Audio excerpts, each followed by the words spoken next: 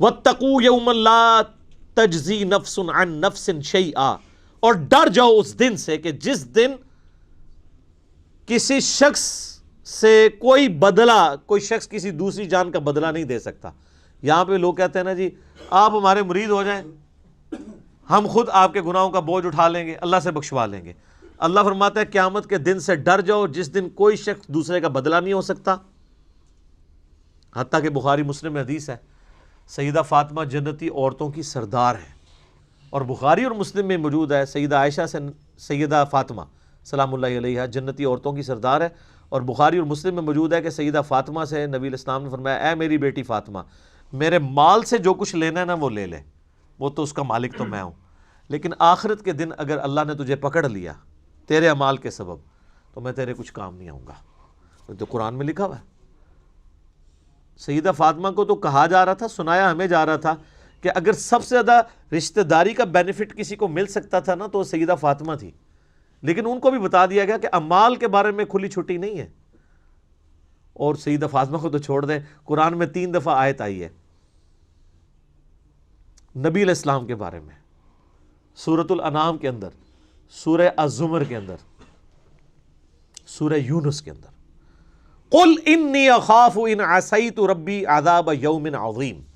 اے نبی تم فرماؤ کہ مجھے خود ڈر ہے اس بات کا کہ اگر میں نے بھی اپنے رب کی نافرمانی کی تو بڑے دن کا عذاب مجھے بھی آ پکڑے گا۔ سر مجھے بتائیں آپ کا اور میرا رب اس سے زیادہ کس لیول پہ آ کے آپ کو سمجھائے؟ نبی علیہ السلام سے بڑھ کے کسی کا مرتبہ ہے؟ تو یہ جو آپ کو جنت کی گارنٹیاں دیتے پھر رہے ہیں، یہ کتنے بڑے مجرم ہیں۔ ان کو کہو کہ نبی علیہ السلام کے بارے میں کہا جا رہا ہے، کیوں کہا جا رہا تھا؟ تاکہ تم لوگ یہ کلیم نہ کر لینا کہ ایسی کچھ کر سکتے ہیں۔ اس دن سے ڈر جاؤ جس دن کوئی جان دوسری جان کا بدلہ نہیں ہوگی، ولا یقبل منہا شفاعت، اور کسی کی سفارش قبول نہیں کی جائے گی۔ سفارش کیوں کی جاتی ہے؟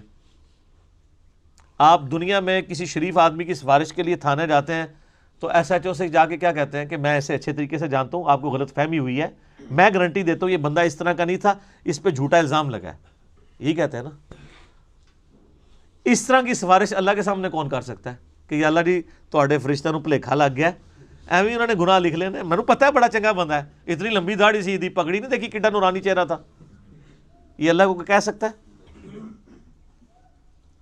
اللہ فرماتا ہے ہم تو تم اس وقت سے جانتے ہیں جب تم ماں کے پیٹ میں جنین کی حالت میں تھے۔ مت کہو اپنے آپ کو کہ میں بڑا پرہیزگار ہوں، وہ بہتر جانتا ہے تم میں سے کون پرہیزگار ہے۔ اس لیول پہ آ کے، یہ سورہ نجم کے اندر آیات ہے، مت کہا کرو میں بڑا نیک ہوں، وہ خوب جانتا ہے کہ تم کیا ہو۔ تو اللہ کو کون سفارش کر سکتا ہے؟ ہاں صرف یہ سفارش ہو سکتی ہے کہ جس اللہ ہی کا دل آیا ہو جس پہ کہ اسے چھوڑنا ہے۔ یہ بندہ ہے نیک نیت تھا، چند غلطیاں اس سے ہوئی، باغی نہیں تھا، رجوع لے آتا تھا، اپنی طرف سے اس نے کوشش کی، پھر بھی بحیثیت انسان اس سے غلطیاں ہوئیں، لیکن میری طرف آتا رہا، تو اب میں نے اسے معاف تو کرنا ہے۔ تو معاف میں پھر ڈائریکٹ کرنے کی بجائے اپنے محبوب صلی اللہ علیہ وآلہ وسلم کی شفاعت سے کرواؤں، تاکہ میرے نبی علیہ السلام کی عظمت لوگوں کے دلوں پر اجاگر ہو۔ دنیا میں بھی ایسا ہوتا ہے، اگر کسی کلاس کے اسٹوڈنٹ کو پوزیشن آنے کے اوپر اسکول والے یا کالج والے ٹرافی دیتے ہیں تو وہ کسی مہمان خصوصی کے ذریعے دیتے ہیں نا۔ اس کالج کے اسٹوڈنٹ کو کبھی وہم بھی آتا ہے کہ اس مہمان نے مجھے ٹرافی دی ہے، ان کو پتا ہوتا ہے کہ یار یہ تو مڈل مین ہے، ٹرافی تو اسکول نے دی ہے اور اس کو آنر دی ہے، تو سر نبی علیہ السلام کو بھی آنر ملنی ہے۔ یہ بخشش کا فیصلہ اللہ نے کرنا ہے۔ یہ اسی شفاعت کی نفی ہو رہی ہے کہ دوست کے ساتھ شفاعت کوئی نہیں ہے، شفاعت بالاذن ہے، شفاعت بالوجاہت نہیں ہے۔ اور وہ بالاذن کون سی ہے؟ جو اسی صورت میں آگے جا کے آیت الکرسی میں آیت نمبر 255 میں آ جائے گی، من ذا الذی یشفع عندہ الا باذنہ، کس کی مجال ہے کہ سفارش کر دے؟ ہاں اللہ جس کو اذن دینا کہ ہاں اس کی سفارش کر لو تو وہ قبول ہوگی۔ تو شفاعت دھونس کے ساتھ نہیں ہے، اللہ کے فضل کے ساتھ ہے۔ لیکن نبی علیہ السلام چونکہ مہمان خصوصی ہیں، اور وہ سورہ بنی اسرائیل میں آیا، نبی علیہ السلام کی جو حدیث ہے نا بخاری مسلم میں، حدیث شفاعت، کہ قیامت والے دن سب لوگ حضرت آدم کے پاس جائیں گے، پھر وہ کہیں گے کہ آج مجھے اپنی جان کی فکر ہے، اذهبوا الی غیری، کسی اور کی طرف جاؤ. پھر حضرت نوح کے پاس جائیں گے، وہ کہیں گے آج مجھے اپنی جان کی فکر ہے. ہوتے ہوتے اینڈ پہ نبی علیہ السلام تک پہنچیں گے، آپ فرمائیں گے انا لہا، اور آپ اللہ کے حضور سجدہ کریں گے. اللہ فرمائے گا اپنا سر اٹھاؤ، تم سفارش کرو، ہم قبول کریں گے. اس کے بعد الفاظ ہے کہ اللہ تعالیٰ میرے لیے تعداد مقرر فرمائے گا، اللہ بتائے گا مجھے. دھونس نہیں ہے سر، اللہ کو کس کی دھونس ہے؟ اسے کہتے ہیں شفاعت بالاذن. اور پھر نبی علیہ السلام نے اینڈ پہ فرمایا اس حدیث کے کہ قرآن پڑھ کے دیکھ لو، عسیٰ ان یبعثک ربک مقاما محمودا، اے نبی ان قریب ہم آپ کو ایسے مقام پر فائز کریں گے جہاں ہر شخص آپ کی تعریف کرے گا. مقام محمود کیا ہے؟ محمود کہتے ہیں جس کی حمد کی جائے. تو نبی علیہ السلام کا ایک نام محمود بھی ہے،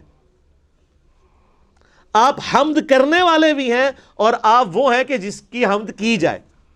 محمد کا مطلب کیا ہے؟ تعریف کیا گیا. تو مقام محمود قیامت والے دن وہ مقام ہے کہ جس مقام پہ اللہ جب فائز کرے گا اور آخرت کی جو بخشش کی ٹرافیز آپ کے ہاتھوں بٹوائے گا نا، تو لوگ آپ کی تعریف کریں گے کہ اس کی آنر ہے اللہ کے حضور. مسئلہ شفاعت پہ 88B مسئلہ میرا ڈیٹیل سے 1.5 گھنٹے کی گفتگو ریکارڈڈ کے اندر موجود ہے، آپ یوٹیوب کے اوپر اپلوڈڈ آپ دیکھ سکتے ہیں. تو یہاں پہ شفاعت بالوجاہت کا انکار ہو رہا ہے، کیٹاگوریکل، کہ شفاعت نہیں ہے سوائے وہ والی شفاعت کے جو آگے آئے گی. وَلَا يُؤْخَذُ مِنْهَا عَدْل، نہ کسی سے کوئی معاوضہ قبول کیا جائے گا. یہ دنیا میں رشوت کر کے آپ چھوٹ سکتے ہیں نا، اللہ کو رشوت دے سکتا ہے؟ قرآن میں آگے چل کے آئے گا کہ اگر کوئی پوری زمین کے برابر سونا بھی دے دینا عذاب سے چھوٹنے کے لیے، کچھ نہیں کر سکتا. وَلَا هُمْ يُنصَرُونَ، اور نہ اس کی کوئی مدد کر سکے گا. لو جی اے ایک آیت جڑی ہے نا سورۃ البقرہ کی آیت نمبر 28، آپ کے انڈیا، پاکستان، بنگلہ دیش کے بالخصوص اور باقی پوری امت مسلمہ کے بالعموم عقائد کو پیسیفک اوشن میں پھینک دیتی ہے. ڈر جاؤ اس دن سے، لا تجزی نفس عن نفس شیئا، جب کوئی جان کسی دوسرے جان کا بدلہ نہیں دے سکتی. ولا یقبل منہا شفاعہ، نہ کوئی دھونس کے ساتھ شفاعت کر سکتا ہے. ولا یؤخذ منہا عدل، نہ کسی سے کوئی معاوضہ قبول کیا جائے گا. ولا ہم ینصرون، اور نہ کوئی کسی کا مددگار بن سکے گا. 4 چیزوں کا انکار آ گیا. اونٹ پیر تو کتنے گئے؟ تو بےچارے آپ کو ٹھیک ہی تو کہتے ہیں، آپ کیوں نہیں مانتے کہ قرآن حدیث ڈائریکٹ نہیں پڑھنا گمراہ ہو جاؤ گے؟ بالکل ٹھیک کہہ رہے ہوتے ہیں. ان کی ڈاکٹرن میں آپ گمراہ ہو جائیں گے اور قرآن کی ڈاکٹرن میں ہدایت پہ آ جائیں گے. یہ بھی سورۃ الاعراف میں آیت آئے گی کہ جس کا گیئر الٹا لگ جائے، اللہ تعالیٰ فرماتا ہے اس کو ہدایت کا راستہ گمراہی نظر آتی ہے، گمراہی کا راستہ ہدایت نظر آتی ہے. اور اللہ سے ڈر جائیں اس معاملے میں کہ کسی شخص کو گمراہی ہدایت نظر آنا شروع ہو جائے اور ہدایت گمراہی. اور اسی چیز کو قرآن حکیم میں کئی جگہ کہا گیا ہے، شیطان نے ان کے برے اعمال ان کی نظروں میں سنوار دیے ہیں. اور یہ بڑا خطرناک معاملہ ہوتا ہے جب کہ شیطان انسان کو نیکی کے کام کروانا شروع کر دے نیکی کے نام کے اوپر، حالانکہ وہ ہو برائی کے کام. سلطانہ ڈاکو، بڑے اسمگلر، بڑے بڑے پراپرٹی ڈیلرز لوگوں کی زمینیں ہتھیا کے 1 لاکھ بندے کا دسترخوان چلا رہے. تو شیطان نے ان کے برے اعمال ان کی نظر میں سنوار دی. ان کو یہ حرام کا پیسہ کمانا نظر نہیں آ رہا، ان کو نظر آ رہا ہے کہ یار ہم اتنے غریبوں کو کھانا کھلا رہے ہیں. اچھا، یہ دنیا میں اس کی تعریف ہوگی، اللہ کے ہاں 0 سے ملٹیپلائی ہے. اللہ کو دھونس نہیں ہے نا. یہ روب تو آپ پہ چل سکتا ہے نا، اللہ کے لیے کوئی روب ہے کسی بندے نے 1 لاکھ کو کھلایا؟ سر جو روزانہ لاکھوں ویل مچھلیوں کو کھانا کھلا رہا ہے پیسیفک کے اندر اور اٹلانٹک کے اندر، جو ایک چھوٹے ویل مچھلی کی جو ایک وقت کی خوراک 500 کلو گوشت ہے، آدھا ٹن ایک وقت کا چھوٹی ویل کھاتی ہے، جو ملینز آف ٹن گوشت لاکھوں ویلوں کو روزانہ کھلاتا ہے، اس کے سامنے 1 لاکھ کا دسترخوان تو ایک ویل مچھلی سے پورا ہو جاتا ہے. اس کو کوئی یہ کہے گا کہ جی میں 1 لاکھ بندے کو کھانا کھواتا تھا، اور کہاں سے کھلاتا تھا؟ اس کے دیے ہوئے میں سے، جو اللہ نے اس کو دینا تھا لیکن اس نے حرام کے طریقے سے لوٹا. مرنے سے پہلے اے مسلمان کر لے اس پہ غور، کتابوں کا خدا اور ہے، بابوں کا خدا اور۔ سر قرآن کی ہر آیت کے بعد جیسے ایک گول دائرہ ڈلا ہوا ہے نا، ایک چھوٹا سا سٹیرک لگا کے نا سائڈ پہ یہ شعر لکھ دیا جائے اردو کے اندر، کم از کم پنچ کرے آپ کے دماغ کو۔ اور میں کہتا ہوں کہ سوائے سعودیہ کے اور عرب ملکوں کے کسی ملک میں قرآن بغیر ترجمے کے چھاپنا حرام ہونا چاہیے۔ یہ گورنمنٹ کا کام ہے۔ آپ کیوں لوگوں کو طوطا بنانا چاہتے ہیں؟ اگر ہمارے آئین میں یہ شک داخل ہو جاتی، میں نے کئی دفعہ ہائی لائٹ کی ہے 73 کے، کہ پاکستان میں صرف عربی میں قرآن نہیں چھاپ سکتا۔ صرف عربی میں قرآن چھاپنے کا مطلب کیا ہے؟ آپ لوگوں کو یہ بتا رہے ہیں کہ صرف عربی پڑھنی ہے، یہی بتانا چاہ رہے ہیں نا؟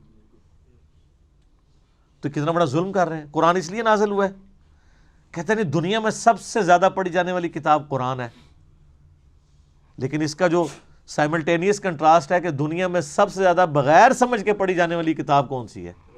قرآن۔ یہ اتنا بڑا تماچا ہے اس امت کے منہ کے اوپر۔ تو قرآن انڈیا، پاکستان، بنگلہ دیش کے اندر، رشیا کے اندر، ایران کے اندر بغیر ان کی نیٹو لینگویج کے ترجمے کے چھپنا ہی نہیں چاہیے، بلکہ گورنمنٹ کا کام ہے کہ صرف عربی میں جو قرآن چھپے ہوئے ہیں یہ ریٹریو کریں مسجدوں سے، اور اس کی بجائے وہ رکھیں۔ کتنا خرچہ ہو جاتا ہے؟ سعودیہ والے دیکھیں نا، جو بندہ حج عمرے پہ جاتا ہے، حج والوں کو تو وہ ایٹ لیسٹ قرآن پاک ایک ان کی زبان میں دیتے ہیں۔ چائنیز آئے ہوئے ہیں تو چائنیز کو چائنیز لینگویج میں دیں گے، ملائی لینگویج میں دیں گے ملیشینز کو، پاکستانیوں کو اردو ترجمے والا دیتے ہیں۔ ہماری گورنمنٹ نہیں کر سکتی، کوئی خرچہ نہیں ہے۔ ایک مسجد میں کتنے قرآن زیادہ رکھے ہوتے ہیں؟ 15-20، اس سے زیادہ نہیں ہوتے۔ 15-20 قرآن تو ایک محلے میں لوگ خود خرید کے وہاں پہ رکھ سکتے ہیں ترجمے والے۔ صرف گورنمنٹ اس کے اوپر چلان کرنا شروع کر دے کہ بغیر ترجمے والا قرآن جس کی مسجد سے ملا اور مولوی نو اندر کریں گے۔ اچھا سر، یہ اناؤنسمنٹ ہونا تو آپ دیکھیے گا سب سے زیادہ مخالفت کون کریں گے؟ کیوں؟ علماء تو ٹھیکیدار ہیں، علماء کو تو خوش ہونا چاہیے کہ لوگ، وہ تو کہتے ہیں ہم اسلام کی خدمت کے لیے بیٹھے ہیں، یہ اسلام کی خدمت ہی ہے ترجمے والا قرآن ہو۔ ان کو پیڑ کیوں ہوگی؟ تکلیف کیوں ہوگی؟